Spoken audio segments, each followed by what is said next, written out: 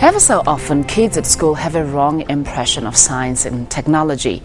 But this weekend in Johannesburg, kids from various schools took their science and technology skills onto the fast lane. This report by Njanji Chawuke. They are made from wood and weigh just under 55 grams. They can go faster than Michael Schumacher's Ferrari on a 20-meter strip. These mini carbon dioxide-powered racing cars have been designed by some of South Africa's future engineers.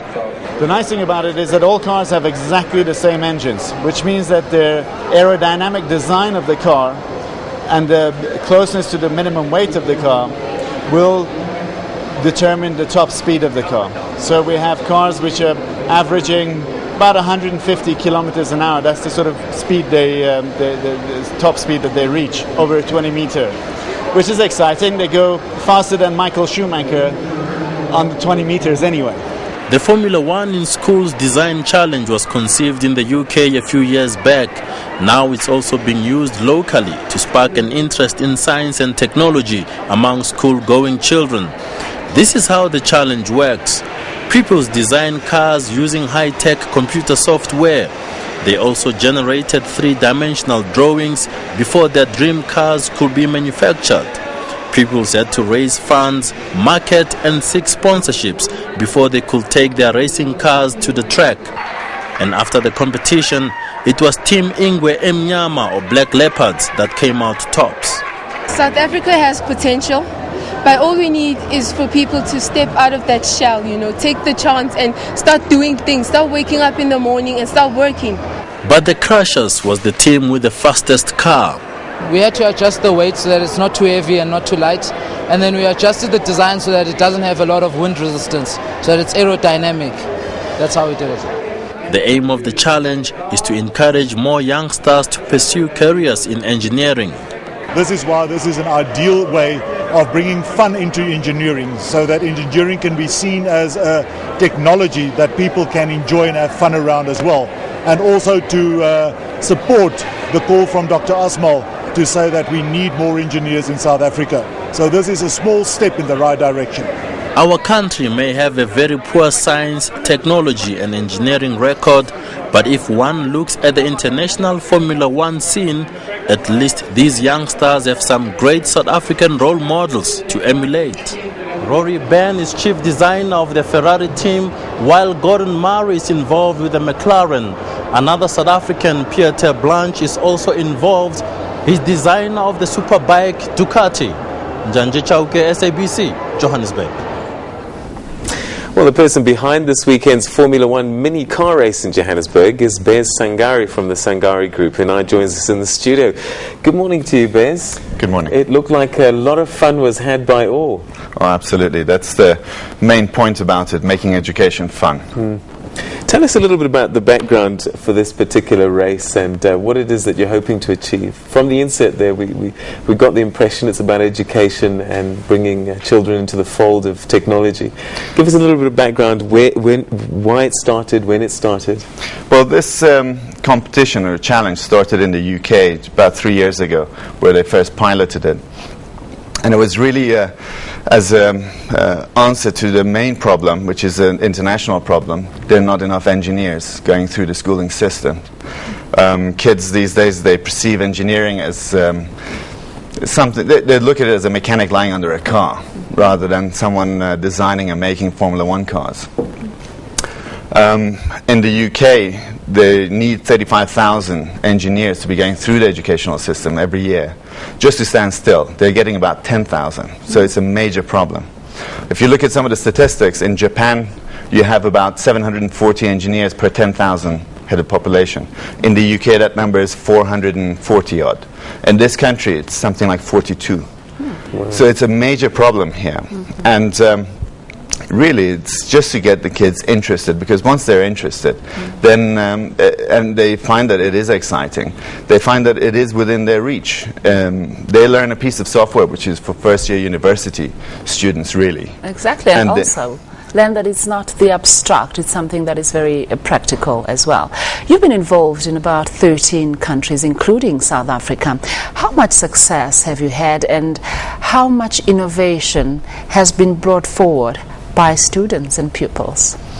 Well, this when it comes to this challenge, it's the first time you're taking real outcomes-based education to the kids, where you're not dictating anything to them except for them that they must go and research and design and make something which is quite sophisticated. There's a lot of aerodynamics work which has gone into this car. And they had to research up to a level of, as I said, first or second year university.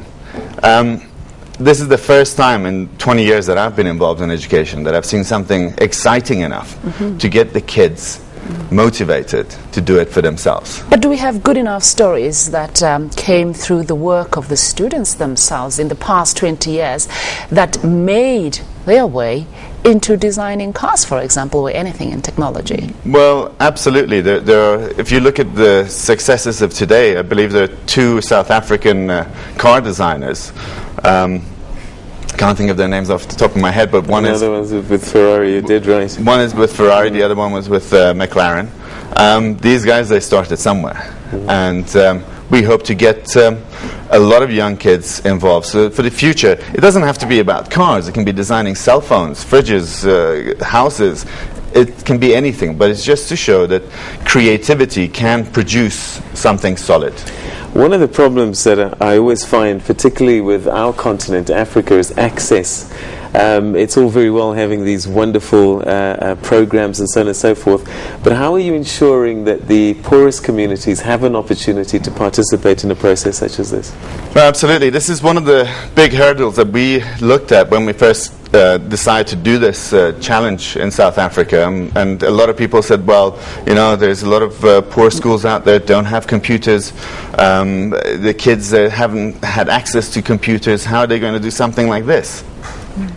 Well, these cars were made by a team of kids from Tertia King Learning Academy in Tembisa. They do not have computers at home. In the UK, all kids have computers at home.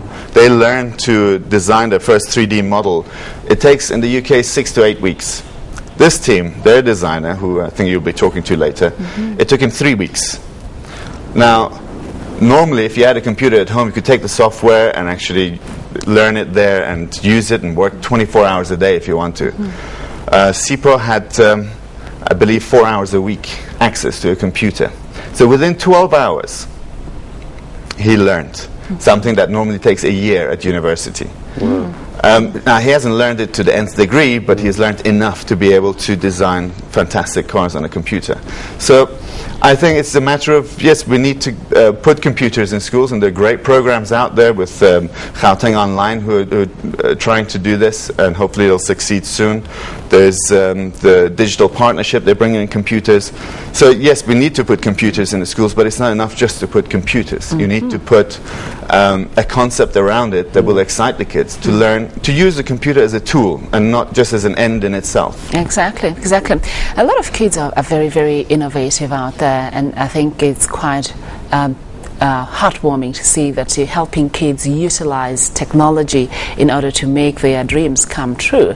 Have you learned anything from the South African team about innovation? Do they have anything unique to give the world?